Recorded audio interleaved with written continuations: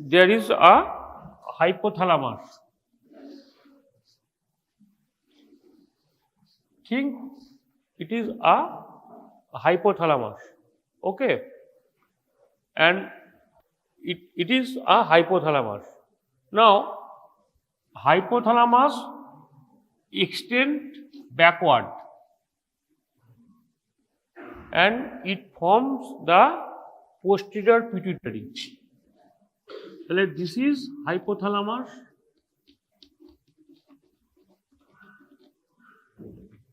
Hypothalamus, and extension of hypothalamus in backward position, it is called the posterior pituitary.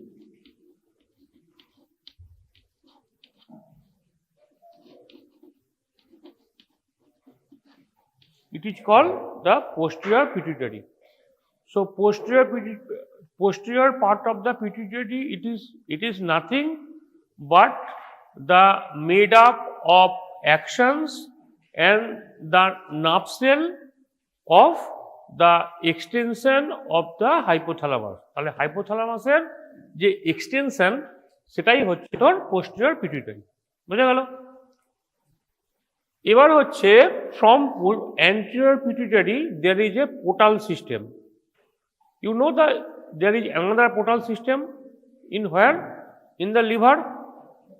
Enterohepatic circulations, liver থেকে যাচ্ছে in the duodenum and the jejunum, where all the bile, almost 98% bile are then again back to the liver and they are circulate. So here, that in this system there is it is also called the hypothalamo-hypophyseal portal system, because there is a enzymatic or hormonal connection between the two things, also called portal system. So if there is a portal system, so there is a lot more canaliculi in the system. So there is a, so now there is a portal system.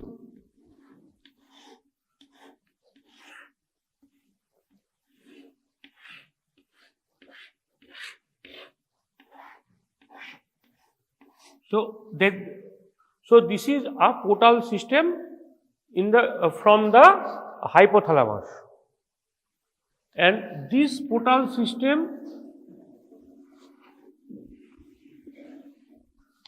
from the anterior part of the pituitary.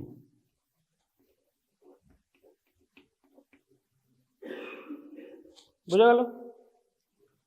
তাহলে posterior part এটা এক্সটেনশনটা, anterior part হচ্ছে portal system, and there is a gap in between posterior and the anterior, that is the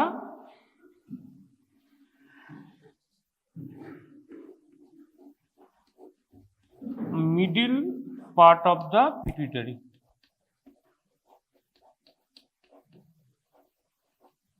বুঝা গেল? So this is, তোদের পরীক্ষায় প্রশ্ন আসতেই পারে, হোয়াট ইজ যে হাইপোথ্যালামো হাইপোফাইসিয়াল সিস্টেম। যদি শর্ট নোট আসে, short note you have to explain the anterior part, middle part and the posterior part. Okay. Now you know that from all the hormones secreted from anterior pituitary, কি কি hormone secretion হয় বল, একে একে বলে যা। Number 1 growth hormone, next TSH, next ACTH, next FSH, next LH. So there is a 5 hormones secreted from the anterior pituitary, like growth hormone,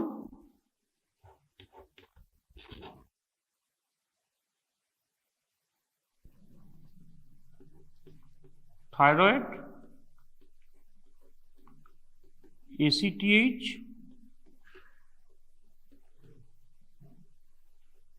FSH, and LH. From middle part of the pituitary, which hormone secreted? Middle part. Oxytocin, vasopressin are secreted from the posterior pituitary, not from middle part of the pituitary. There is a MSH. MSH এর তিনটে part থাকে, alpha, beta and gamma. Alpha MSH, beta MSH and the gamma MSH. MSH means melanocyte stimulating hormone. It acts on the melanocyte to secrete melanin. Melanin is responsible for our darkening of the skin. Skin ta dark করছে. In vitiligo যাকে বাংলায় বলে সেতি, কি হয়? There is a antibody against the melanocytes. So there is a auto destruction of the melanocytes. তাহলে কি হচ্ছে? melanocyte গুলো destruction হয়ে যাচ্ছে, তাহলে স্কিন গুলো কি আছে? তো ডার্কেনিং হচ্ছে না, they become white. That is what is the basic physiology of vitiligo. তো যখন স্কিনে আউটডোরে যাবি দেখবি প্রচুর case vitiligo. That is the auto antibody. Now, if these hormones are these are the hormones secreted from anterior pituitary, so definitely there is a stimulus from hypothalamus. Now, what is the stimulus of hypothalamus in case of growth hormone? What is the stimulus from hypothalamus? That is the growth hormone releasing hormone. They act on the acidophilic cell of the pituitary and it secretes the growth hormone. What about the TSH? That the thyrotropin releasing hormone, TRH. It acts on thyrotropes to secrete the hormone called TSH. What about the ACTH? Stimulus is CRH.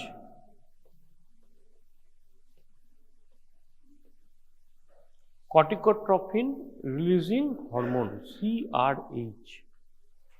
That is the stimulus from the hypothalamus, come from hypothalamus. Okay?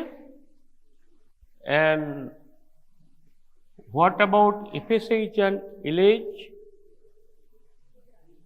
That is the GnRH, gonadotropin releasing hormone.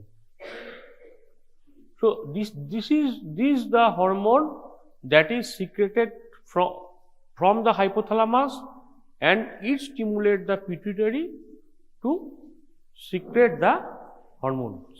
Okay.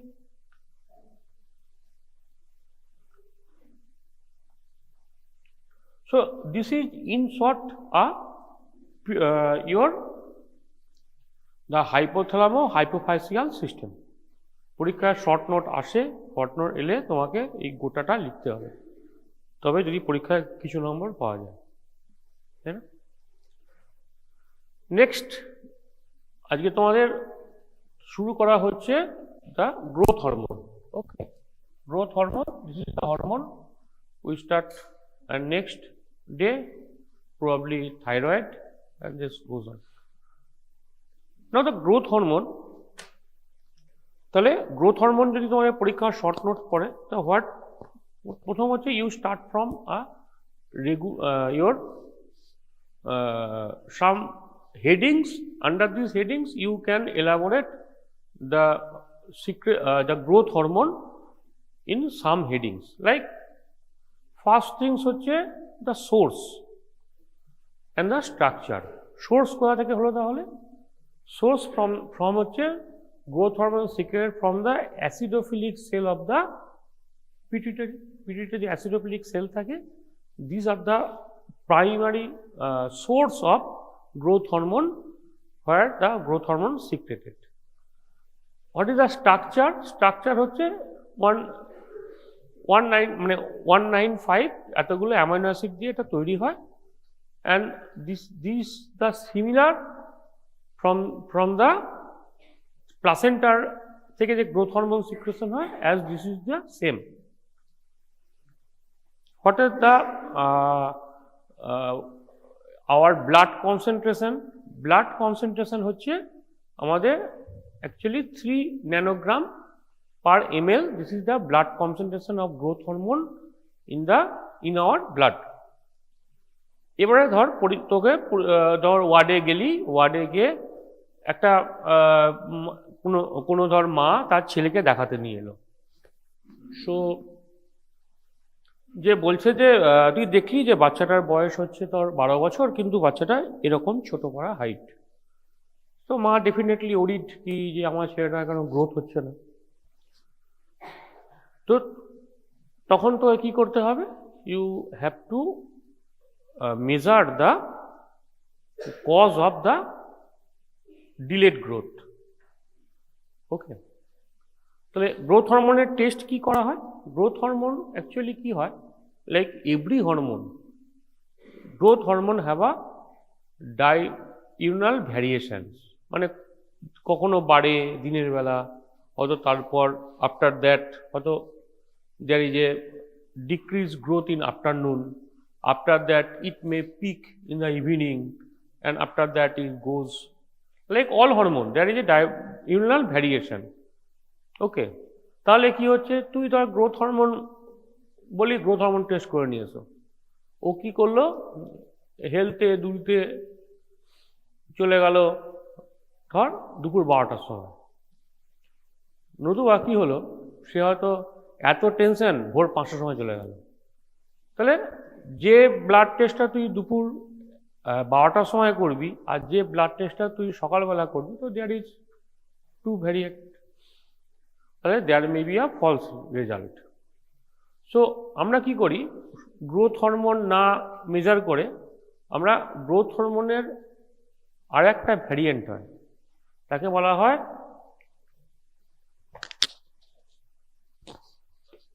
IGF-1, intrinsic growth factor 1। তাহলে আমরা তখন কি করি না, intrinsic growth factor 1টা measure করতে বলি, because it is mostly the stable, it is not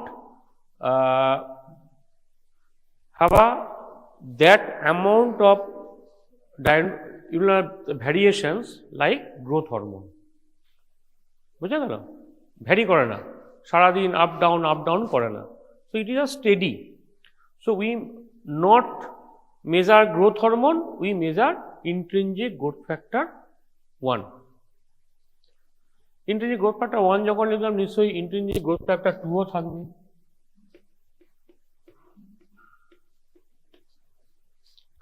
Intrinsic growth factor 2, it is secreted during our fetal life, and intrinsic growth factor 2 responsible for the development of fetus. তাহলে তার বয়স বুঝলাম 12 বছর, তাহলে IGF-2 test করতে লাভ নেই, সেজন্য IGF-2 করা হয় না, IGF-1টাই হয়। নেক্সট টেস্ট কি করা হয়? নেক্সট টেস্ট হচ্ছে তোর গ্লুকোজ টলারেন্স টেস্ট করা হয়, গ্লুকোজ টলারেন্স টেস্ট।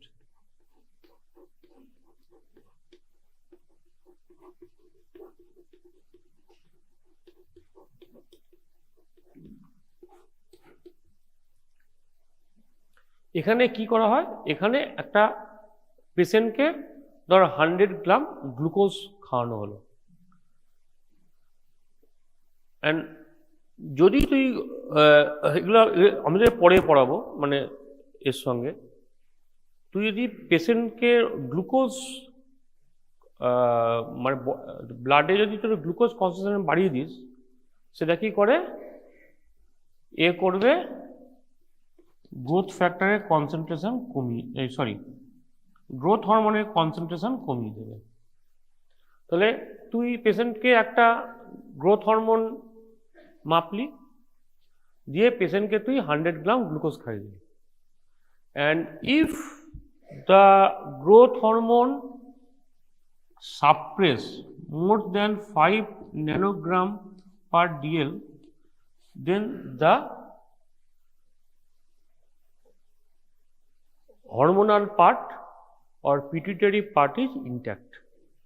বোঝা গেল? মানে কোনো ওই পার্টে কোনো ডিজিজ নেই। বোঝা গেল? মানে হাইপোফাইসিস পিটুইটারি ঠিকঠাক কাজ করছে, কারণ গ্লুকোজ খাইছিস, ব্লাড গ্লুকোজ বাড়িয়েছে।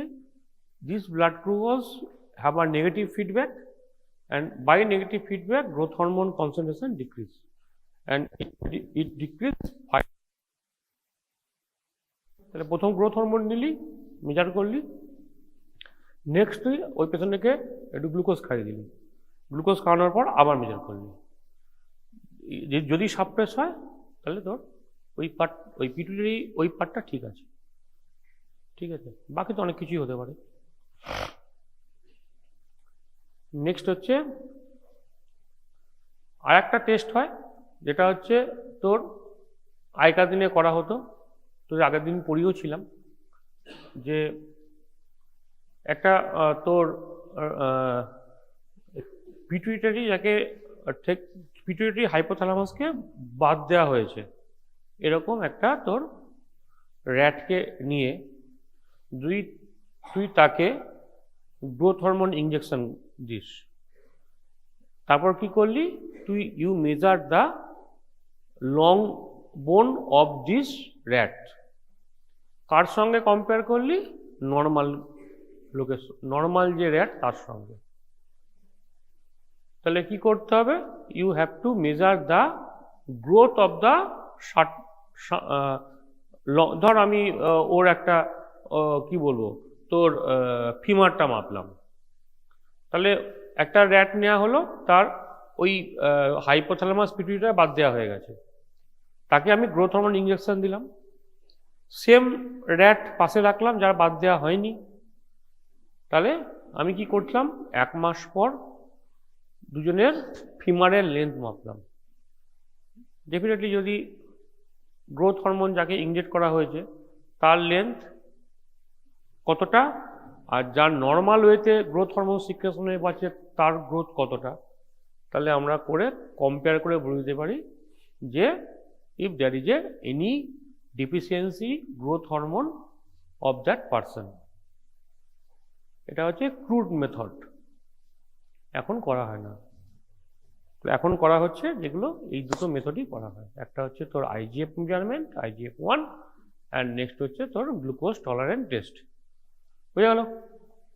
তাহলে স্ট্রাকচার হলো, সোর্স হলো, আর টেস্ট হলো। নেক্সট হচ্ছে the function of growth hormone. Growth হরমোনের কি কি ফাংশন আছে? একটা হচ্ছে তাহলে কি হলো, it increase the height of the person, growth hormone, তাই না? কিভাবে গ্রোথ হরমোন ইনক্রিজ করছে? By number 1, increase the length of the cartilage, কার্টিলেজের লেন্থ বৃদ্ধি করছে। সেকেন্ড হচ্ছে ইনক্রিজ দ্য অস্টিওক্লাস্টিক অ্যাক্টিভিটি, অস্টিওক্লাস্টের অ্যাক্টিভিটি বাড়িয়ে দিচ্ছে। 3 নাম্বার হচ্ছে by proliferation of the epiphysis of the long bone, it increase the length and the girth of the long bone. This is the mechanism by which the height can be increased in a normal person. বোঝা গেল? Next come to the glucose. কি করে glucose? না তোর in a feeding state or in a stressful condition, growth hormone increase the glucose level in our body. তাহলে feeding stress or in a stressful condition, starvation test condition or any stressful condition, growth hormone increase the concentration of blood glucose in our body. এটা হলো তোর starvation test. আর what about in a feeding state? In the feeding state growth hormone কি করে, যে glucose যেটা আমাদের feeding করলি ব্লাড গ্লুকোজ বেড়ে গেল, ও কি করে ওই ব্লাড গ্লুকোজগুলোকে নিয়ে লিভার আর আমাদের মাসল সেলে ডিপোজিট করে দেয়। তাহলে কি করলো, it reduce the concentration of the blood glucose in the feeding state. বুঝা গেল? So this test we applied, তো বললাম গ্লুকোজ টলারেন্স টেস্ট, সেই টেস্টে আমরা অ্যাপ্লাইড করি। তাহলে কি হচ্ছে ফিডিং স্টেটে ও তাহলে যখন স্টারভেটিং স্টেট অর স্ট্রেসফুল কন্ডিশনে কি হচ্ছে, গ্রোথ হরমোন বেড়ে যাচ্ছে, ফিডিং স্টেটে গ্রোথ হরমোন কমে যাচ্ছে, কারণ তখন লাগছে না। তাহলে সেই টেস্টটাই আমরা অ্যাপ্লাইড করলাম in the glucose tolerance test, কি 100 গ্রাম গ্লুকোজ খাওয়ালাম, তারপর আমরা গ্রোথ হরমোন দেখলাম। নর্মাল অবস্থায় কী ছিল, গ্রোথ হরমোন নর্মাল, যে আমি গ্লুকোজ খাইলাম তখন তার গ্রোথ হরমোন রিকোয়ারমেন্ট নেই, তাহলে you have to suppress the growth hormone. So this test we applied in your previous discussion. Okay. What about protein? It increase the amino acid uptake and also it increase the protein synthesis in our body. তাহলে কি হচ্ছে, there is a anabolic effect. So there is a increase of muscle mass, তাই না? Protein synthesis হলে তবেই না muscle মাস বাড়বে। তাহলে গ্রোথ হরমোন কি করছে, শুধু যে হাইট বাড়াচ্ছে তা নয়, হাইটের সঙ্গে সঙ্গে কি করছে, আমাদের যে মাসল যে মাস সেটাকেও বাড়াচ্ছে। Okay, by increase the amino acid uptake and increase the protein synthesis in our body. What about the fat? ও কি করছে, in the starving conditions or in stressful condition, you know, তুই দেখবি যখনই কোনো, তুই ধর এই যে লোকজন ফাস্টিং করে, তাই না, অনশন ধর্মঘট, তাই না? অনশন ধর্মঘটে কী হয়, প্রথম আমাদের বডিতে বার্নিং ফ্লুইড কী থাকে, গ্লুকোজ। আফটার অল গ্লুকোজ আর utilise, what is the next is the free fatty acid. Free fatty acid is the second. তাহলে কি হচ্ছে, in starving condition it increase the lipolysis, মানে লিপিডকে লাইসিস করছে, and there is a increased availability of free fatty acid in our body. Free ফ্যাটির যোগান আমাদের শরীরে দিচ্ছে, যাতে we can combat in starving state. Okay, but in feeding condition they inhibit lipolysis. তাহলে আমরা যখন ফিডিং স্টেটে থাকছি তখন কি করছে, ও ফ্যাটের যে লাইসিস, লিপোলাইসিস মানে ফ্যাটের লাইসিস বেসিক্যালি, ইট প্রিভেন্ট করছে। বোঝা গেল? স্টারভিং কন্ডিশনে একটা কাজ করছে, ফিডিং স্টেটের একটা কাজ করছে। বোঝা গেল? নেক্সট হচ্ছে ইন আওয়ার মেটাবোলাইটস। মেটাবোলাইটস মানে হচ্ছে সোডিয়াম, পটাশিয়াম, ক্যালসিয়াম।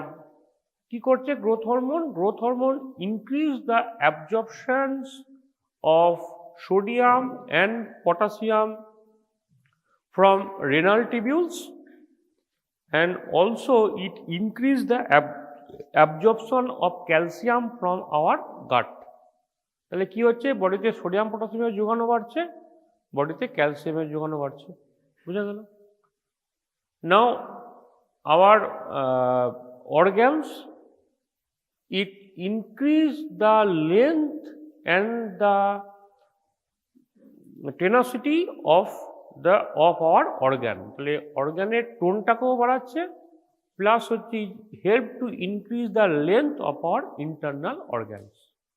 বুঝা গেল? What about our glands, like তো পিটুইটারি নয়, পিটুইটারি বাদ দিয়ে ধর বাকি যে গ্ল্যান্ডসগুলো আছে, তাহলে it help to proliferate or the increase the size of our gland. Okay, it also help to increase the lymphoid system in our body. So basically it is all help to just to growing of our body. বুঝা গেল? So this is the function of growth hormone. Okay, now as I told about the growth, you know, the growth is not a uniform. No, okay, I mean growth start from where? Growth start from a zygote, তাই না? একটা ovum, একটা sperm, they united and form a zygote. From zygote there is a formation of fetus, তাই তো? So growth is not a uniform things. If you measure growth of intrauterine life, intrauterine life কি হয় তোরা জানিস? তোরা যখন gynae ওয়ার্ডে duty করতে যাবি, কথায় কথায় দেখবি বলবে টার্মিস্টার। টার্মিস্টার মানে কি? টার্মিস্টার মানে কিছুই না, 1 to 3 month হচ্ছে first trimester, 4 to 6 second, and 7 to 9 third trimester. So if you looking at the growth pattern of a child, দেখবি during the first trimester the growth is very slow. কি হয়? অনেকের দেখবি কি হয় না, তোর পিটাম বাচ্চা হয়ে যায়। 1 to 3 ফার্স্ট ট্রাইমেস্টার বাচ্চা হলে দেখবি সেই বাচ্চা বাঁচে না, because there is a no development of lungs on internal organ. So first 3 months the growth is slow. After that second trimester growth is moderate. সে জন্য কি হয়, এখন দেখবি মোটামুটি অনেকের দেখবি তোর প্রিম্যাচিওর বেবি হলে মোটামুটি 7 মাস হলেও অনেক বাচ্চা দেখবি এখন মোটামুটি সার্ভাইভ করে যায়, because there is a advance NICU in paediatric wards. তো গ্রোথ ইজ মডারেট। আর দেখবি তুই কি হয়, একটা 7 মাসে যদি কোনো বাচ্চা ডেলিভারি হয়, বাচ্চা ওজন দেখবি কত হয়, 1 কেজি 1 কেজি 200 এই টাইপের ওজন হয় দেখবি। অ্যান্ড ইন থার্ড টার্মিস্টার নর্মাল বাচ্চার ওয়েট কত হয়, 2.5 to 3 KG. So last trimester growth কি হয়, rapid. So there is a variation of the growth in your fetus. ঠিক আছে, হলো। তারপর যখন তোরা, এটা হলো গাইনি ওয়ার্ড, এরপর তোরা যাবি কমিউনিটি ওয়ার্ডে, কমিউনিটি মেডিসিন ওয়ার্ড। কমিউনিটি মেডিসিনে কি হয়, ভ্যাকসিন দেওয়া হয়। ওখানে দেখবি প্রত্যেক মায়ের কাছে একটা করে এরকম কার্ড থাকবে, ঠিক আছে? ওই কার্ডটাকে বলা হয় তোর গ্রোথ চার্ট। গ্রোথ চার্টে তুই কী করতে পারিস, গ্রোথ চার্টে বিভিন্ন চার্ট থাকবে। একটা দেখবি হাইটের সঙ্গে তোর এক্স, তো ওয়াই অ্যাক্সিসে থাকবে হচ্ছে হাইট, আর এক্স অ্যাক্সিসে থাকবে টাইম। টাইমটা আমরা ইউজুয়ালি কি নিই, ইয়ার্সে নিই, বছরে, ঠিক আছে? তাহলে যখনই তোর বাচ্চা ভ্যাকসিন নিতে আসবে তখনই বাচ্চার ওয়েট করা হয়, হাইট করা হয়, এবং তোকে ওই চার্টে ফেলতে হবে। Because you know in acute malnutrition weight is affected, and in chronic malnutrition the height is affected, ঠিক আছে? সেখানে দেখবি হাইট, ওয়েট এগুলো থাকবে। আর কি থাকে, হেড সার্কামফারেন্স থাকে দেখবি। হেড সার্কামফারেন্সের তোর ইয়ে কি আছে, মানে কেন করা হয়, বিকজ গ্রোথ, একটা লোক শুধু হাইটে বেড়ে গেল বা ওয়েটে বেড়ে গেল সেটা নয়, that is also important of neural growth, and you can measure the neural growth by your head circumference. Head সার্কামফারেন্সটা যদি বাড়ে তাহলে তার নিউরাল গ্রোথটাও ঠিক হচ্ছে, তাই না? So there is a different parameters and all are plotted in y-axis and x-axis, that is the we measure in the years, বছরে কতটা বাড়ছে। তাহলে সেই প্লটে ফেলে তুই বুঝতে পারবি নর্মাল একটা প্লটিং থাকবে আর ওই বাচ্চা একটা প্লটিং থাকবে। এখন যদি ওই নর্মাল লাইনের সঙ্গে ওই বাচ্চার লাইনটা একই সঙ্গে এগিয়ে যায় তাহলে কি হচ্ছে, that is A growth is satisfactory, ঠিক আছে? আবার কি হয়, অনেক দেখবি এরকম লাইন আছে, বাচ্চাটা এরকম উঠছে সোজা, সেটা কি হতে পারে, ওভার ফিডিং হচ্ছে, বাচ্চাকে মা হয়েছে যা পাচ্ছে তাই খাইয়ে দিচ্ছে আর কি, যে ওবিজ ওভার ফিডিং। লাইনের নিচে থাকলে কি হবে, এই উঠছে, দ্যাট ইজ এ ম্যালনিউট্রিশন। তো তোরা যখন কমিউনিটি মেডিসিনে যাবি তখন দিকে ওই চার্ট তোদের হাতে থাকবে, by this chart you can measure the your তোর কি বলবো the developmental milestone of the child, okay? And this growth it not responsible for three things. One, একটা হচ্ছে হরমোনের জন্যে, একটা হচ্ছে নিউট্রিশনের জন্যে, আর 3 নম্বর হচ্ছে জেনেটিকের জন্য, তাই না? জেনেটিক জিনিসটা কি হচ্ছে, ওই যে মাঝখানে সিনেমা বেরোলো পাঠান, তাই না? পাঠান মানে কি, মানে আমি দেখছি এটা লম্বা লোক, হ্যাঁ, বিশাল চুল, হ্যাঁ, এরকম তার বডি, তাই না? আবার যদি ওই পাঠান সিনেমাটাই না হয়ে যদি তো হতো চাইনিজ, তো দেখতে হতো না, কেন? বিকজ চাইনিজটা কি হয়, একটু ছোটো ছোটো হয়, তাই না? So there is a ethnic variations. কিছু লোকজন হয় they are basically tall because they are of ethnic, some are little short height. So there is a constitutional part, there is a nutritional part, তাই না? একটা বাচ্চা খেতে পারছে না, তাই না? স্টেশনের ধারে বাচ্চাগুলো কি দেখি আমরা, এইটুকুটুকু হয়ে আছে, চুলগুলো খয়েরি হয়ে আছে, because there is a nutritional delay, তাই তো? And lastly the hormone. What is the hormone? Like growth hormone, thyroxine, and also the steroid hormone. These all hormones have an effect on child to develop, তাই না?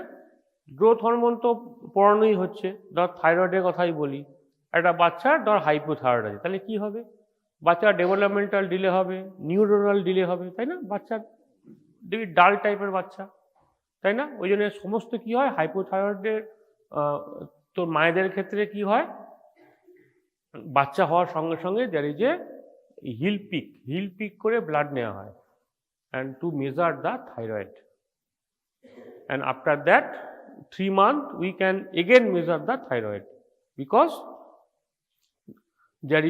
if there is a hypothyroidism, there is a developmental and there is a neuronal functional delay of this child, okay? That is also important for your steroid hormone also.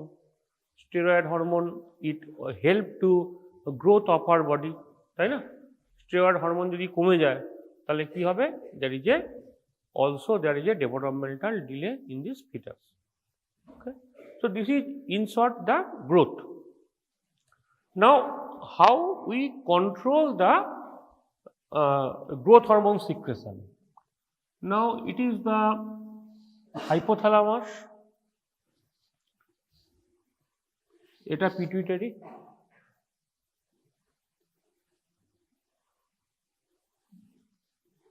This is the liver, okay? তাহলে hypothalamus থেকে কি secretion হচ্ছে, growth hormone releasing hormone, okay? And what are the stimulus?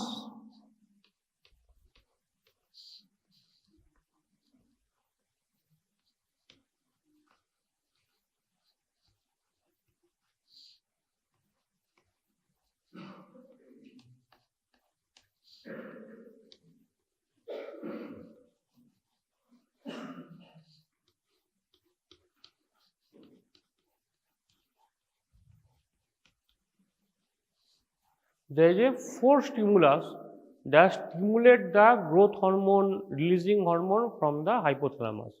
One is the increased amount of sugar, increased amount of amino acid, increased sleep and increased exercise.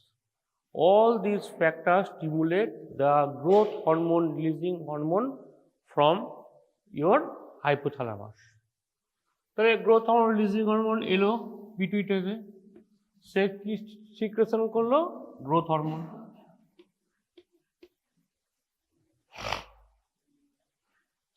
Growth হরমোনের উপর there is a two stimulus. One is a positive stimulus, one is the negative stimulus. Okay, তাহলে positive stimulus কি কি আছে? That is the T4 T3. ওই যে বলছিলাম তোকে থাইরয়েডের ক্ষেত্রে কি হয়, that is a developmental delay and এটার নাম আছে, তার নাম হচ্ছে ক্রেটিনস বলে, that is a developmental delay. So why I that's why I told you that is the thyroid, steroid hormone and your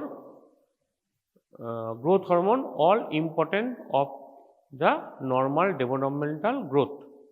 Okay, negative কে করবে? excess cortisol. Normal cortisol it helps, but when it excess cortisol there is a less amount of growth hormone secreted from the pituitary. বুঝা গেল? So this is the cortisol. Growth hormone কোথায় আসছে? In the liver. সেখানে কি secretion হচ্ছে? IGF-1, intrinsic growth factor 1. Now, what is the feedback mechanism?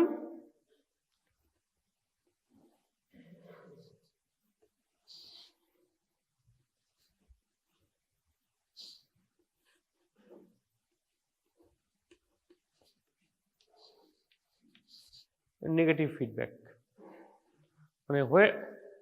When there is a excess amount of growth hormone and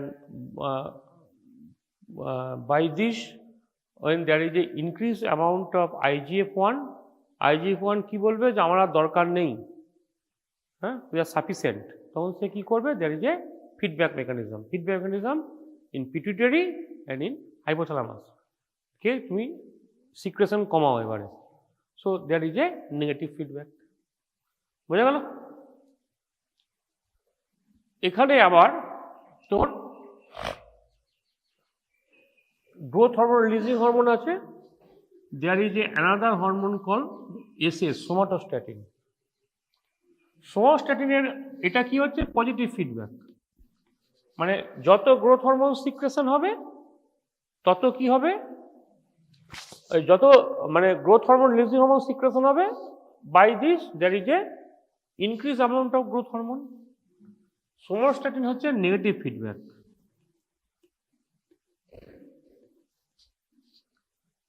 When increased somatostatin, there is a decreased amount of growth hormone secretion. বুঝা গেল? তাহলে growth hormone আর somatostatin, growth হরমোনের হচ্ছে তোর positive impact, সোমাটোস্ট্যাটিনের হচ্ছে negative impact. বুঝা গেল? কোনো কনফিউশন আছে কারো এখান থেকে? both are secreted from the your hypothalamus. ঠিক আছে? Now IGF-1 তোকে আগেই বললাম, IGF-1টা কি হচ্ছে? IGF-1 basically a hormone, and কি হয়? Growth hormone, what is the nature of growth hormone? আগের দিন পড়ালাম কি তো গ্রোথ হরমোন নেচার কি আছে? Peptide hormone. ওকে, তাহলে পেপটাইড হরমোনের রিসেপ্টর কোথায় থাকবে? আগের দিনই পড়িয়েছিলাম তোদের। রিসেপ্টর কোথায় থাকবে? কিছুই পড়াশোনা করিস না, কি করে পরীক্ষায় পাস করবি তোরা? আগের দিন এত করে পড়ালাম। গ্রোথ হরমোন রিসেপ্টর কোথায় থাকবে? ইন দ্য সেল মেমব্রেন, তাই না? তাই তো, because they cannot cross the cell membrane, because it is the lipid. Cell membrane lipid cross করতে পারছে না প্রোটিন, তাহলে সেল মেমব্রেনে থাকছে। তাহলে if this is the cell, এখানে কি করছে? That is a receptors. এখানে গ্রোথ হরমোন এসে লাগলো। সেকেন্ড মেসেঞ্জার কে হবে? আগের দিন পড়েছিলাম, সব পড়ানো হয়েছিল, টাইরোসিন কাইনেজ। পড়ানো হলো আগের দিন, টাইরোসিন কাইনেজ। সে কি করবে? সে act on the intracellular receptor to produce the or the কি হবে? ফসফোরিলেশন অফ প্রোটিন, তাই তো? তাহলে কি হচ্ছে? গ্রোথ হরমোন কি করছে? গ্রোথ হরমোন তোর এখান থেকে তোর কি হলো? ফসফোরিলেশন অফ প্রোটিন হলো, ফসফোরাইলেশনস অফ প্রোটিন হলো, ঠিক আছে? অ্যান্ড নাও দ্য, তাহলে আগের সেল আর যখন সেলটা ফসফোরিলেশন হলো, দুটো সেল তো এক নয়, তাহলে this cell become differentiated cell from normal one, and this differentiated cell secreted IGF-1, বোঝা গেল? And this IGF-1 act on this cell by autocrine and paracrine natures. আগের দিন পড়েছিলাম হোয়াট ইজ অটোক্রাইন, হোয়াট ইজ প্যারাক্রাইন, পড়েছিলাম তো। এই আগের দিন ক্লাসে পড়ানো হলো তোদের? না এসলি তোরা সবাই আগের ক্লাসে, এই আগের দুটো ক্লাসের আগের ক্লাসটায়, আগের দুটো ক্লাস আমি নিইনি, তার আগের ক্লাসটা আমি পড়িয়েছিলাম। অটোক্রাইন প্যারাক্রাইন পড়লাম না? অ্যাক্ট অন দিস সেল, নিজের ওপরেই কাজ করে যেটা, হ্যাঁ অটোক্রাইন নিজের উপরেই কাজ করছে, পড়লাম না? তাহলে so this IGF act on autocrine or paracrine in nature into this differentiated cell to produce more IGF, বোঝা গেল? and IGF-2 it is for the growing fetus. Growing ফিটাসের ক্ষেত্রে হচ্ছে IGF-2 কাজ করছে to increase the length and the weight of the fetus, বুঝা গেল? IGF-2. Now come the clinical scenario, তাই না? স্যার এসব পড়ে কি হবে? আমি তো স্যার পেশেন্ট দেখবো, তাই না? এসব শিখে আমার কি লাভ, তাই তো? তো there is a two scenario called increased growth hormone secretion and decreased growth hormone secretion. Increased growth hormone secretion in puberty, that is called gigantism. Increased growth hormone secretion after puberty, that is called acromegaly.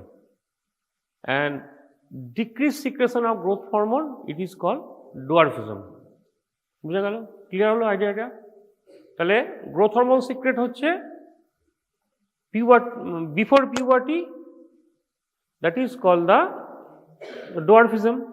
R growth hormone secretion বাড়ছে before puberty, it is gigantism, after puberty it is acromegaly. ইয়েতে পরীক্ষায় frequently আসে কিন্তু। Now come to one by one.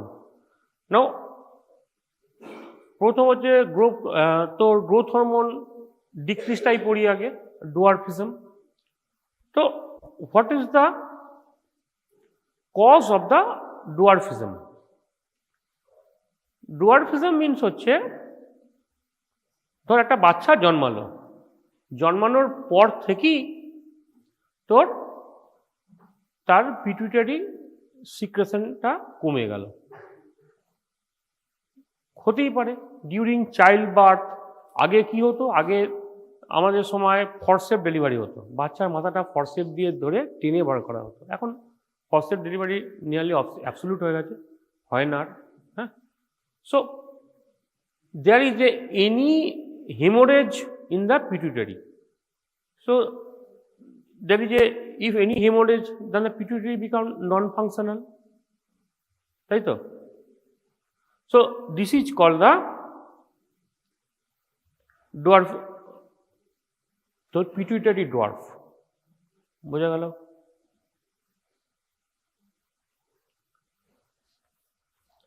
Now that is the one scenario. Second scenario কি হচ্ছে, pituitary থেকে growth hormone secretion হচ্ছে, but there is a problem in the receptors.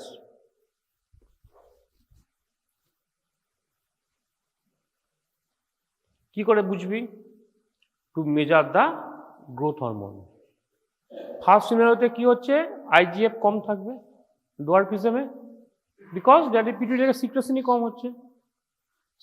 Second সিনারিওতে কি হচ্ছে, বাচ্চা বাড়ছে না, তুই গ্রোথ হরমোন মাপলি, দেখলি growth hormone normal or rather than increase, because রিসেপ্টরে কাজ করছে না, আরও বেশি বেশি করে সিক্রেশন হচ্ছে। ও ভাবছে হয়তো বেশি করে সিক্রেশন হলে বডি যে হয়তো হাইট বাড়বে, কিন্তু রিসেপ্টরে গন্ডগোল হয়ে আছে।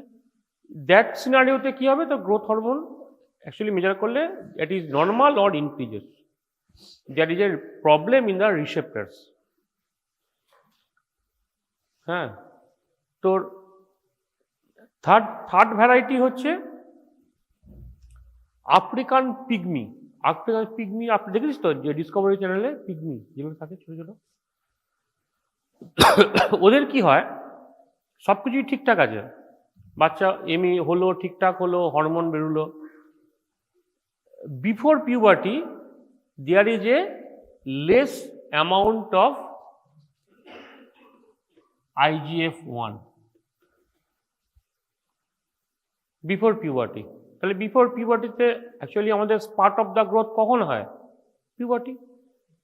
তাহলে বিফোর পিউবার্টি যদি IGF-1 কমে যায়, তাহলে কি হবে, there is a short height, so that's why the pygmy are in short height। ঠিক আছে। ফোর্থ ভ্যারাইটি কি হতে পারে, ফোর্থ ভ্যারাইটি হতে পারে দ্যাট ইজ দ্য ক্রেটিন, মানে hypothyroidism.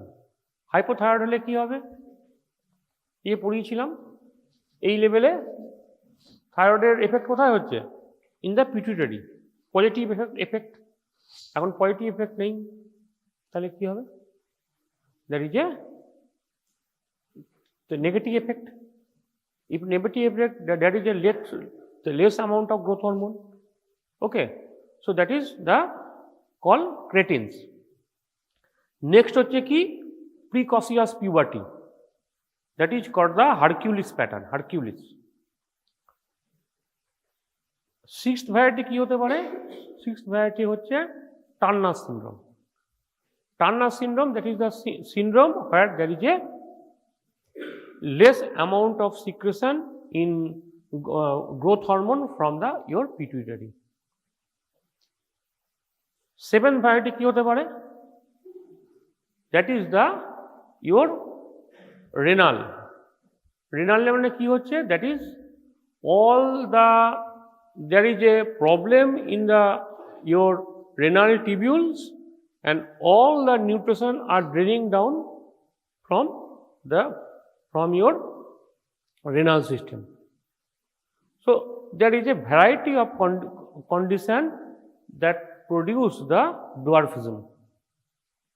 Okay, this is the, তাহলে বাচ্চাগুলো কি হবে, শর্ট হাইট হবে। এবারে এখানেও গল্প আছে। এখানে গল্পটা কি হচ্ছে, there is a cause achondroplasia. অ্যাকান্ড্রোপ্লেসিয়ায় কি হয়, এদের কি হয়, only there is a reduced of growth hormone, but thyroid hormone and the sex hormone of this person are normal. তাহলে কি হবে, this person have a dwarfism but they have a normal intellectual capability, মানে intellectual portionটা ঠিক থাকবে, and they have a capability to reproduce, মানে সে child produce করতে পারবে। Example কি আছে, এক্সাম্পল হচ্ছে তোরা সার্কাসে ক্লাউন দেখেছিস তো, দ্যাট দ্য ক্লাউন্সদের কোনদিন বাচ্চারা দেখবি তারাও ছোটো ছোটো হয়, কোনদিন দেখবি ছোটো ছোটো বাচ্চা বোধের মতোই। But if there is a panhypopituitarism, মানে সমস্ত হরমোন কোথায় গেছে, মানে গ্রোথ হরমোন, থাইরয়েড, স্টেরয়েড সবই গেছে, this person they have a dull and they have not produced any child in the future. বোঝা গেল দুটোর মধ্যে পার্থক্যটা? শুধু গ্রোথ হরমোন আইসোলেটেড একটা পার্ট, প্যান হলে সব কটা গেলে আর একটা part. That is the two type of dwarfism. বোঝা গেল? Next the gigantism. জাইগান্টিজমে কি হচ্ছে, that is a tumour in the pituitary. Pituitary কি হলো, টিউমারের জন্য কি হলো, that is a excess growth of the pituitary. তাহলে কি হবে, হুড়হুড় করে গ্রোথ হবে, প্রায় 8 ফুট 9 ফুট গ্রোথ হবে। শুধু বোন গ্রোথ হবে তা নয়, তার সঙ্গে সঙ্গে মাসেলেরও গ্রোথ হবে। কিন্তু কি হচ্ছে, মাসেলটা বাড়ছে ঠিকই, কিন্তু they have a lack of tonicity, মানে মাসেল টোনটা কম থাকবে। Because this huge amount of protein synthesis is impossible for the growth hormone to catch up with the bone growth. Muscle growthটা bone growth catch up করতে পারছে না। তাহলে কি হবে, there is a lack of muscle tonicity in the gigantism. তাকে কি বলা হয়, উইক জায়েন্ট। লম্বায় বেড়েছে কিন্তু তার অমিতাভ বচ্চন নয় আর কি, বুঝা গেল, লম্বা আছে কিন্তু অমিতাভ বচ্চন নয়। So that is called the weak giant. বোঝা গেল? In this person তুই কি যদি তোরা এরকম তোরা লোক পেলি, ইউএসজি করবি, নর্মাল লিভার, নর্মাল স্প্লিন, ওদের দেখবি প্রায় ডবল। পেশেন্ট তোর কাছে কি নিয়ে দেখাতে আসবে, লম্বায় বাড়ছি বলে, লম্বায় বাড়ছি বলে দেখাতে হবে। পেশেন্ট তোকে দেখাতে আসবে because of headache and your diplopia, double visions. কেন? পিটুইটারি বাড়ছে, they can compress the optic chiasma. পিটুইটারির সামনে দেখবি থাকে আমাদের অপটিক ক্যাজমা, তো যখন আই পড়ানো হবে দেখবি অপটিক ক্যাজমা থাকে। এ কি করছে, তখন অপটিক ক্যাজমাতে প্রেশার দিচ্ছে, তার ফলে that is A problem in the visions, that is a bitemporal, the produce will be bitemporal hemianopia. Okay, and also there is a increased amount of volume of pituitary, patient complain of headache. Patient তোকে এইটা নিয়ে দেখাতে আসবে, নাকি দেখাতে আসবে যে আমি স্যার দেখুন তো, কারণ আমি লম্বায় বেড়ে যাচ্ছি। লম্বায় বাড়লে কোনো টেনশন থাকে না, শুধু শর্ট হাইট হলেই টেনশন থাকে, তাই না? So that is call the gigantism. Next হচ্ছে অ্যাক্রোমেগালি। অ্যাক্রোমেগালি কি হচ্ছে, there is a excess amount of growth hormone secretion after puberty. Generally কি হয়, 21 বছরের পর আর মানুষ বাড়ে না। কেন বাড়ে না? Because there is a closure of epiphysis of the long bone. Long বোনগুলো আমাদের ক্লোজড হয়ে যায়। তার ফলে কি হচ্ছে, 21-এর পর আর মানুষ বাড়ে না। এখানে কি হচ্ছে, 21-এর পর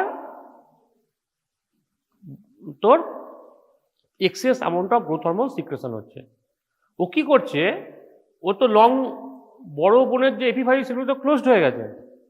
ও কি করছে, ছোট বোনসের যে এপিফাইসিস যেগুলো আছে আমার হাতের, সেগুলো তখনও ক্লোজড হয়নি। সে তখন কি করছে, they act on the small bone of patient. তোকে কি নিয়ে দেখাতে আসবে? পেশেন্ট তোকে কি নিয়ে দেখাতে আসবে? ডাক্তারবাবু দেখুন তো, আপনার এই হাতের আঙুলগুলো যেন মনে হচ্ছে একটু বড় বড় লাগছে, আর আমার যে আংটিগুলো পরেছি আংটিগুলো আমার টাইট হয়ে যাচ্ছে। তখন তুই দেখবি যে হাতটা দেখবি, that is the proportion of your this part and this part.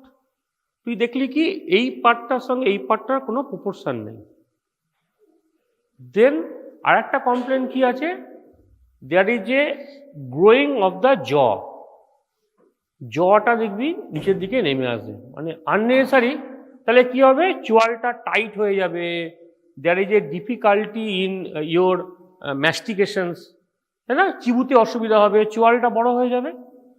So this is the complain that patient brings to you about this complain. Okay, so this is তাকে কি বলা হয়, that is the look like a chimpanzee মতো দেখতে হবে। So this is called the acromegaly. Okay, so this is in short your growth hormone. Now any query from your sides? বল, কারো কোনো query কিছু আছে কিনা? বোঝা গেছে? কারো কোনো সমস্যা নেই তো?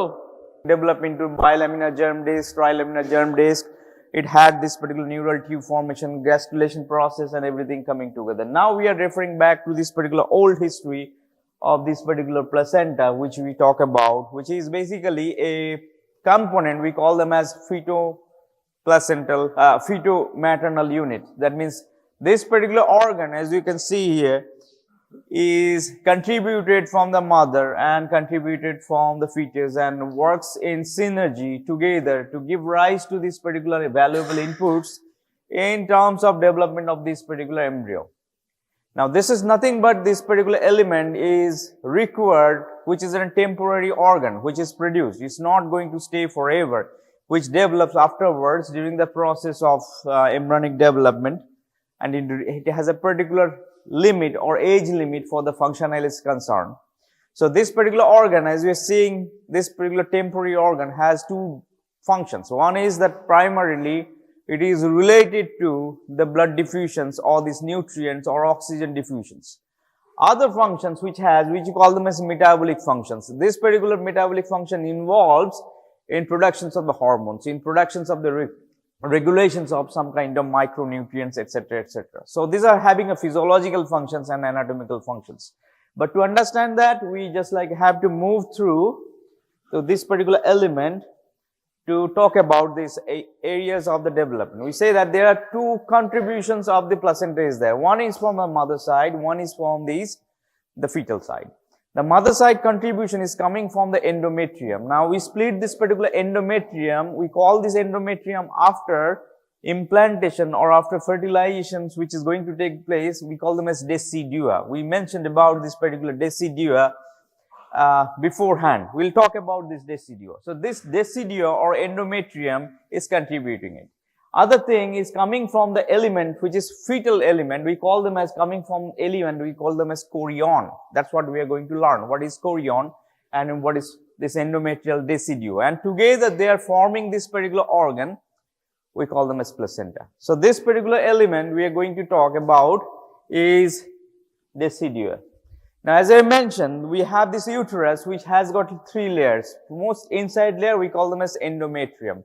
That particular endometrium, once this particular implantations or fertilization happens and which is going to get placed inside this uterine cavity, it shows some changes. That particular endometrium, then we cannot call it as endometrium.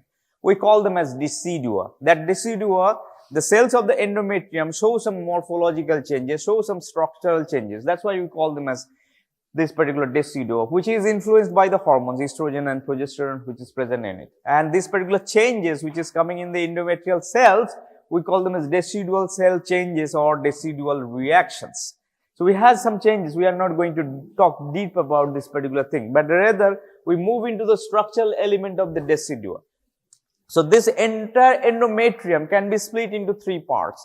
We call them as decidua bizalis, capsularis and parietalis. These are the 3 entities. Out of these 3, we emphasize on decidua bizalis. This particular decidua bizalis is right under the implanted corpus or implanted conceptus. So you see this particular area which is this developing embryo is going on, and this under to this region which is anchoring to it. So this region of the endometrium we call them as decidua bizalis. So this decidua bizalis is this part which actually helps us or helps into this formation of the placenta.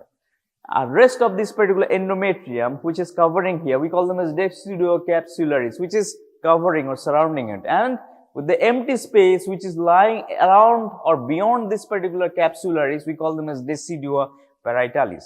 So we are taking this particular word as decidua, which is endometrium, and out of this particular endometrium decidua, we have this particular element as decidua bizalis. This decidua bizalis refers to the point where this particular products of the conceptus is implanting and that particular region of the endometrium. So this region of this endometrium, we call them as decidua bizalis, which is the maternal contributory side for the formation of the placenta.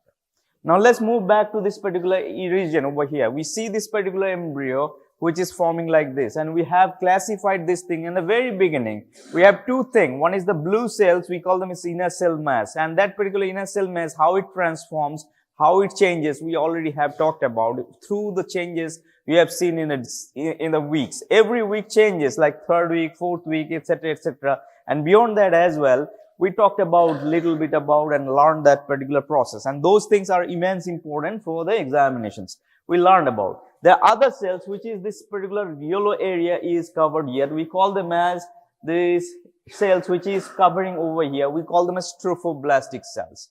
Now this particular trophoblastic cells is basically giving rise to this particular placenta cells. So this is how we are talking about this particular trophoblast cells, orange cells, which is basically contributing to the fetal side of the placenta contributions. That means we have the maternal side which is contributed by the decidua bizalis. We have the fetal side which is contributed by this particular this cell layer. We call them as trophoblast cells. So this particular trophoblast cells, we are going to see that they are going to make a element, we call them as chorion. That particular chorion is, to be specific, forming this particular placenta. Now you see that this particular trophoblast cells show some transformations, some changes. Some of the cells transforms and makes this particular anchoring cells. We call them as syncytial trophoblast cells. Syncytial trophoblast cells that we cannot see any cell line there. We have seen this particular glue-like material evading or invading into this endometrium, deep into it. This is the cavity of the uterus. This is the endometrium, is boring deep. That means these are boring element. We call them as syncytial cells because we do not have the cell membrane in between. Just like this myocyte, we do not have this particular element which is separating into it and going deep into it. We can see these particular dots. These are the nucleus, but you cannot see the cell membrane. Well, compared to this particular element, we call them as trophoblast cells. These are the trophoblast cells. We call them as cytotrophoblast cells. They have this integrity together. So these 2 components are transformed from this particular element. So trophoblast, which transform into cytotrophoblast, and syncytiotrophoblasts. So these are the 2 development is going on. And then we have this particular inner cell mass. We are ignoring that. Now we are emphasizing on that. Now what happens with this particular element? We see that this particular syncytiotrophoblasts and cytotrophoblast grows in here. And within this particular syncytial trophoblast soon appears some kind of holes in here. We call them as lacunae.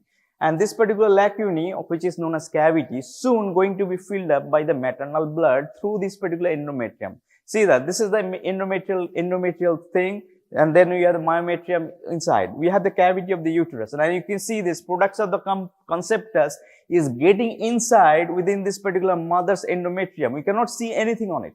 So this is the tricky part for the sonologists. During this particular time where this particular entire products of the conceptus is slowly getting inside this uterine cavity. Through the ultrasound, they cannot pick these things up. And many a times, the sonologists pick that there are no pregnancy, yet the pregnancy is inside this region. So you have to be knowledgeable enough, or else you will be just like getting a lot of suitcases in regard to this particular reports. Anyways, coming to this particular part. Now this particular products of conceptus buried inside this endometrium, growing inside, transforms into syncytial trophoblast and cytotrophoblast, and this particular lacunae appearance inside. Now develops over here. This is the region we see that the amniotic cavity and yolk sac cavity. Within here we have this region which is occupied over here. We call them as extra-embryonic mesoderm. We mentioned about extra-embryonic mesoderm. Soon into this extra-embryonic mesoderm, we have a layer of cavity appears. We call them as extra-embryonic coelom, which splits this particular entity together. Now, my point is that we are going into that particular entity, we call them as chorion, which makes this particular fetal part of this embryonic placenta. So, this particular syncytial trophoblast plus this particular cytotrophoblast and this particular cells, which is extra-embryonic mesoderm, which together makes this particular layer, we call them as chorion. Now, we pause at this particular point. So, this particular entity, as I am saying, is component of the placenta. We call them as chorion. What makes this chorion? The fetal contributions. Who makes this chorion? There are three components in the chorion is there. We have the cells which is of two types, syncytial trophoblast, cytotrophoblast. And then we have this particular extra-embryonic mesoderm which is going to split into two layers. And these three layers together makes the composite unit. We call them as chorion. That particular chorion, if you refer back, is going to make this particular fetal contributions of this placenta. So this is a chorion, that's what we are referring here. So we have come to this particular point, chorion. Now we have this particular chorion made of this extra-embryonic mesoderm, syncytial cytotrophoblast together, making with this particular decidua basalis makes this particular placenta. So this functional component or structural component which is going to be here is this particular chorion is formed from this particular fetal cells which is coming in here. So this is an important vital part. Rest thing you can figure it out if you go and read this particular books and continue into it. So this is what we are seeing here. Now this is a maternal blood slowly getting inside over here and pouring into this particular lacuna or cavity which is present inside this particular syncytial trophoblast. Now soon this particular lacunae are going to be filled up with the maternal blood, and into this particular maternal blood it is getting here, gets the oxygen, gets the nutrition, and this is the early phase of placental formations or very early phase of placental formations. Now into this particular lacunae, as it gets filled up with this particular maternal blood, as you can see slowly, once this particular chorion is formed, then we have this particular thing. This is the same thing, sequel of the thing as we have referring. Forming over here is this particular region. We call them as this lacunae, or which is known as regions of this lacuna. We have filled up with the maternal blood. We have a connections with the maternal blood and the fetus is established. Now you can see this particular region. We have this particular syncytial trophoblast, cytotrophoblast and the mesoderm. In short, we call them as chorion, making a finger-like projections. These finger-like projections, we call them as villi. Now this villi is coming from the chorion. We call them as chorionic villi. Now villi is nothing but finger-like projections or root-like thing which is getting inside this particular endometrium and forming this. So this particular chorionic villi is usually taking place entire length of this particular developing embryo. So you can see this spiky thing all around this particular extra-embryonic mesoderm, everything coming together makes this particular small spikes. These spikes we call them as chorionic villi. Now the spikes are there of two different types. You see that there are the spikes which is related to this particular connecting stalk, and rest of the spikes you see that covering this particular rest of this particular cavity outside. Now this particular spikes which is present around this particular region which is related to the connective stalk remains. Rest of this particular fingers or projections disappear. So this particular disappearing spikes which is present around with this particular region, we call them as chorion levae, which is leaving, which is going to be disappeared. The chorions or which have the villi which is going to be present in this particular region which is related to the decidua bizalis which remains, we call them as placental villi. They are going to remain there forever till this particular placenta is formed and till this placenta is shed off. So this entity of the chorionic villi are formed. So this is how this chorion is formed. We understand what is chorion. There are three layers, and the chorion have the finger-like projections. We call them as chorionic villi. Now these particular chorionic villi are of two types. One is going to be absorbed, vanish. One of them going to remain. The remaining chorion, which is going to be staying there, are point of concern. This particular chorions, which is remaining there, we call them as placental chorion. They go on morphological changes. There are three stages of chorionic changes. We call them as primary, secondary, and tertiary. So this primary, secondary, and tertiary is based on this particular chorions, how they are structurally arranged. We can memorize. If you cannot memorize, let it go. But you have to memorize this particular chorions, which is making this placental villi the important. And this placental villi, we have to have some changes. We call them as primary, secondary, and tertiary villi. So I would just like to project some pictures that make some senses. So this is, we are talking about chorionic villi, which is staying along this particular placental region. You can see this particular chorions, which is finger-like projections, which is big. Compared to the opposite pole, you see that this particular chorions are small. This is what we are going to call it disappearing chorions, which is going to be shed off. We call them a smooth chorion. They are making the membrane only. That chorion membrane, they are going to make it there, and this particular vascularity, they are going to lose. The vascularity which is formed here is coming from that mesoderm which gets in. What mesoderm? That extraembryonic mesoderm which fits in. Where from this extraembryonic mesoderm is coming? The extraembryonic mesoderm is coming from here, this region. So this particular chorions, that's why you're seeing here, making over here this particular finger-like projections into this region. This extraembryonic mesoderm makes the layer of chorion layer, and this same mesoderm grows into this particular villi and creates the blood vessels inside. The mesoderm, that's why it's creating this angiogenetic power. That means it has the capacity of blood donation. So this particular blood, which is vessels, which is created over this fetal region, is the earliest point of fetal blood production site. That's why you call them as yolk sac, and this particular extraembryonic mesoderm are earliest point of the blood cell production house, the oldest factory for the RBC productions. So this is where we get this particular earliest RBC produced, and it is called placenta. And placenta, to be specific, we call them as placental chorion. Now, this particular placental chorion, as I have mentioned, going to stay there, we call them as placental chorion. We see this particular placental chorion, this trophoblastic changes as this particular thing goes on, show some changes over this region. We call them as primary. If it is a layer of two cells, that means syncytial trophoblast and cytotrophoblast. If they are layered by two cells or two cell layer, we call them as primary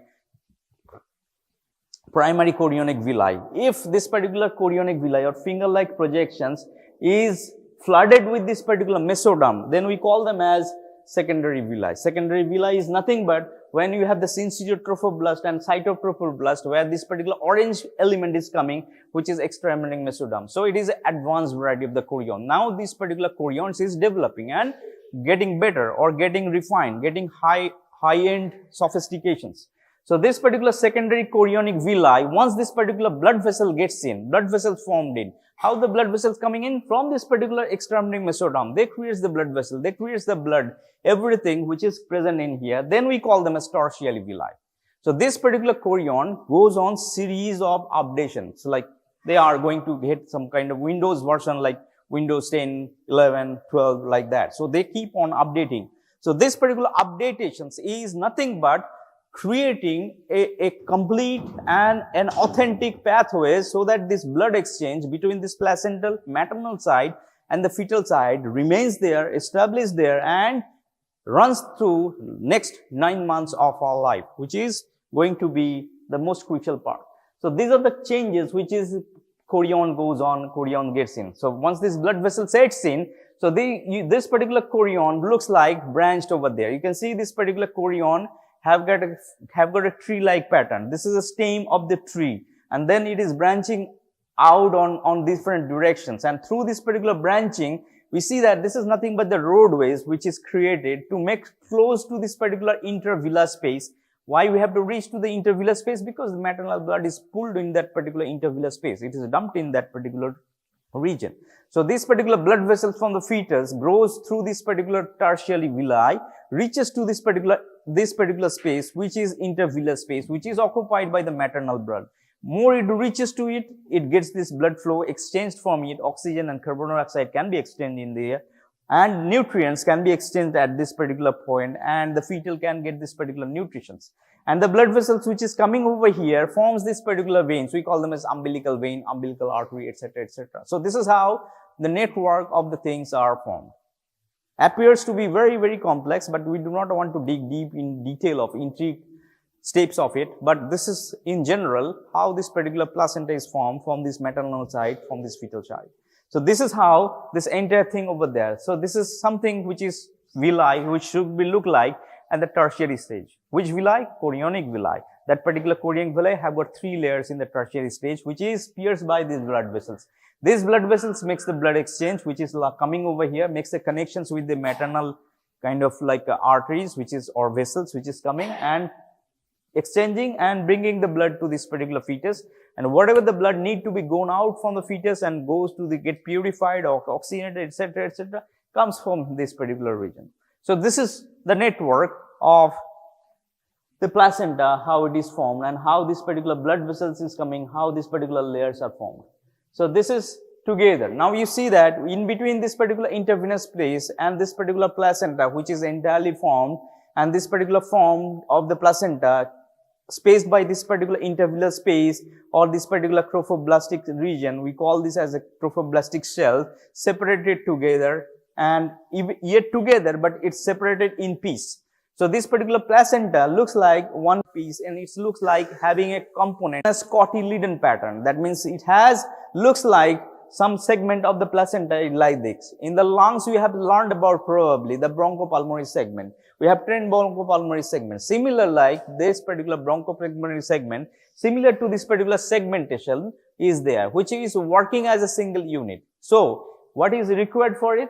Reason for this segmentation is there. If we have an insult or injury to any segment of the placenta, rest of the segment can perform freely, which often happens. Say for example, if a pregnancy continues and you have a road traffic accident or any kind of trauma, which may have disrupted portions of the placenta. Say for example, a region or terminal region of the placenta is shred off or partially tear or partially removed. Rest of the placenta is well anchored. So if you have this particular pattern, which we call them as the segmental pattern, we may have destroyed this particular region, but still we have this particular functional regions. So this particular placenta still can provide some nutrition, energy, all the thing required for the fetal survival. So that's why it is segmented over there. Between them, we have this particular placenta formed, and this particular placenta goes on the contributions for the fetal circulation. We are not going to talk about the fetal circulation. We'll just like to talk about this particular briefly about the blood vessels which is present on the placenta, which is making an exchange. Fetal circulation, we'll talk later on. So this is about the placenta. Nearly 20 weeks of gestations. It should be formed completely. Should have this covered the deciduous 30% or 15 to 30% of it. And the fetal component, as I have seen, coming from the chorion or chorionic villi, maternal component, decidua bassalis. Together, they are making this particular placenta, and this whole placenta is functional. It has two functions to act. One is they are making this particular exchange. What is required to exchange, they are exchanging. What is not required to exchange, they are going to make a barrier of this. We call them as placental barriers. And this particular cotyledons are there so that this particular placenta goes on segmentations so that each regions of the placenta survives if something untowards happens. Now, this is how it looks like. Now, with this particular placenta, as we are seeing here, fully formed, beyond 20 weeks of life, looks something like this. It has two parts. One is fetal part, one is maternal part. If you see that this region is the maternal part. How do you identify the maternal part? This particular maternal part is filled up with this cotyledon pattern. This is separated together and whole thing together. Now, this is the fetal part. This particular fetal part, easy to identify, has this particular membrane. What membrane? Amnion and chorion. This particular membrane, this side is anchored with this particular umbilical cord. So, this particular fetal surface and the maternal surface, we have to identify. This fetal surface is this side and the maternal surface is this side. So, this fetal and maternal surface, when you just come and see this particular surface as an organ in the next class or next same in a pathology, you will be going to identify this. So, you have to identify which is the fetal side, which is the maternal side. Easy to identify. The fetal side and the maternal side is that the maternal side is rough and having this particular cotyledon pattern separated out. Fetal part is smooth, have the membrane attached, and this particular umbilical cord is tucked into it. Now, this is what we talked about the placental circulation. We are not going to talk about detail about these placental circulations because that will separate entity. We will talk about the placental circulation in subsequent. Let's move into the functions of the placenta. First function is the transportation, which I prefer to talk about this placenta. This is transporting everything which is required for the fetus and which is not required for the fetus as well as a excretory material. It is bringing this oxygen, glucose, vitamins, proteins, everything, and hormones as well. Everything together, electrolytes, nutrients, and antibodies, defense things which is required from it, everything.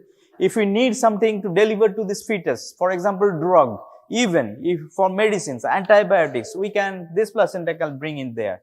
So, everything together can bring there.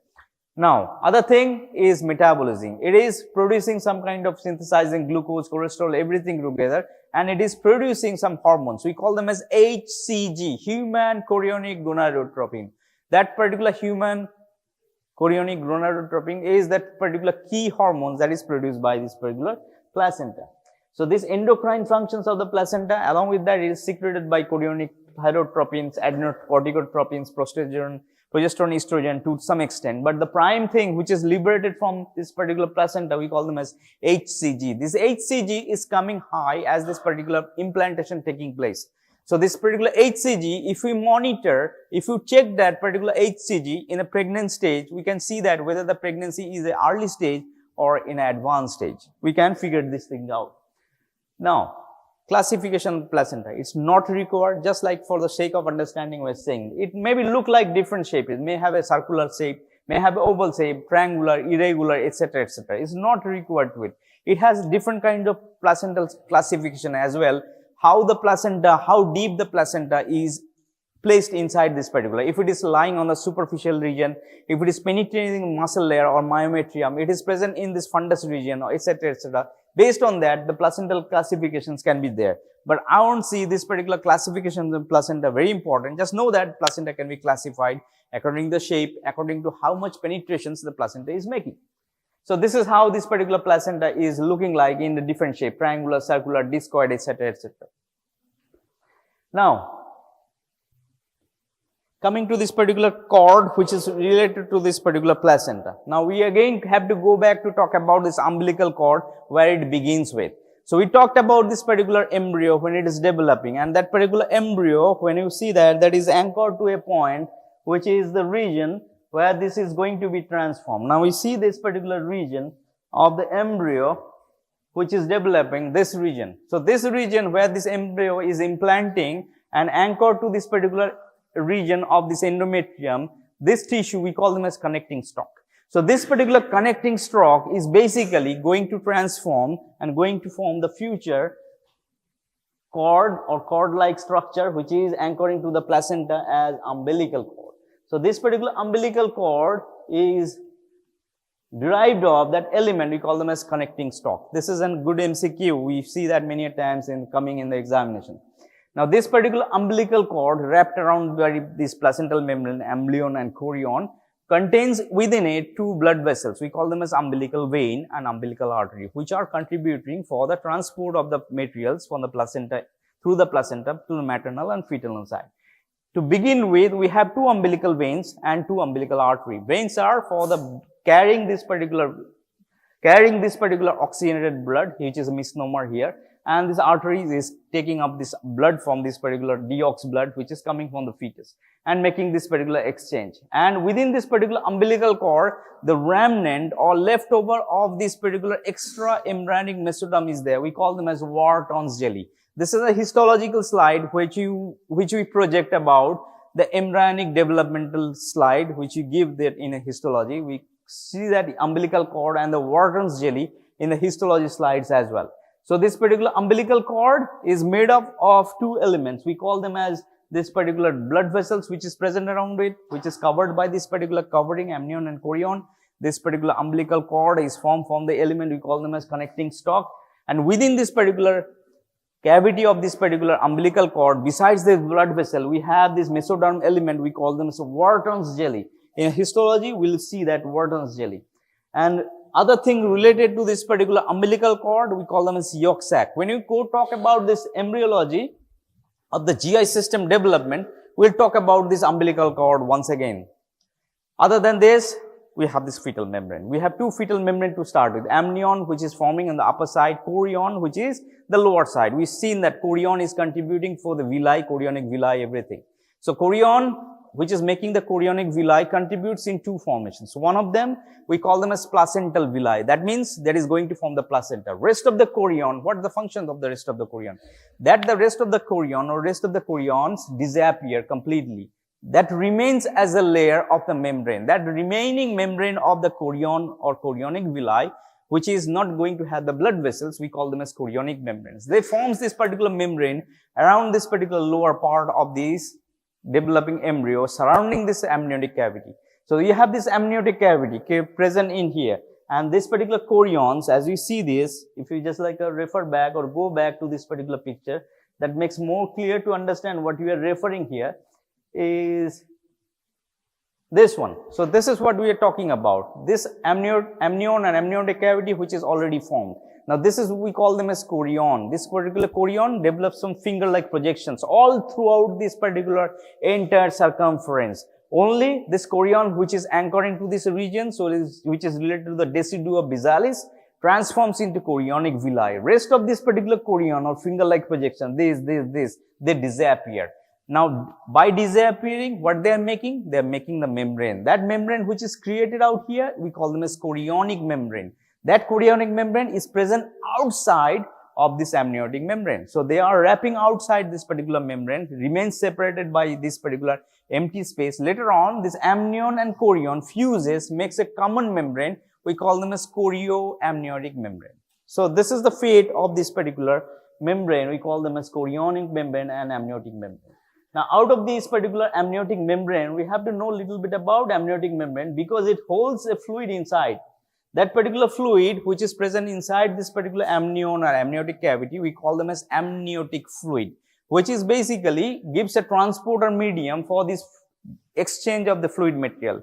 Besides that, this particular amniotic fluid gives some kind of like a buffer thing, which is this particular fetus is surviving there, making this particular area is soundproof. Why this particular soundproof region is required for it? Because of the neural development of this fetus, we need a soundproof chamber. So this particular soundproofness is done by this particular amniotic fluid.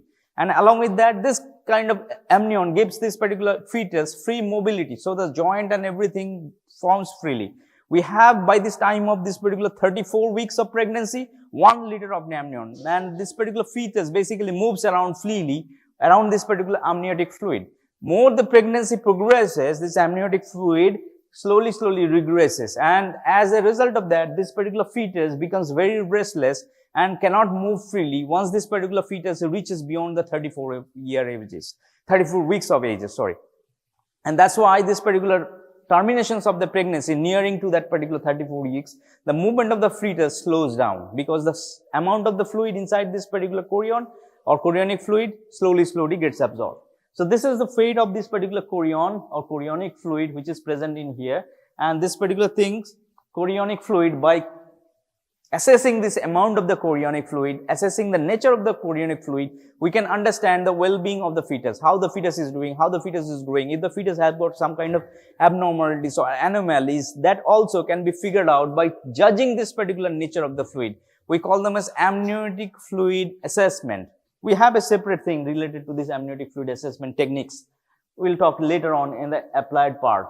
So this amniotic fluid works as a shock absorber and gives an environment which is soundproof for the fetus, and as well as maintains this temperature around the fetus, makes the barrier for the kids, and lung development happens over there, and this movement of the fetus, growth, symmetrical growth can be done because of this fluid.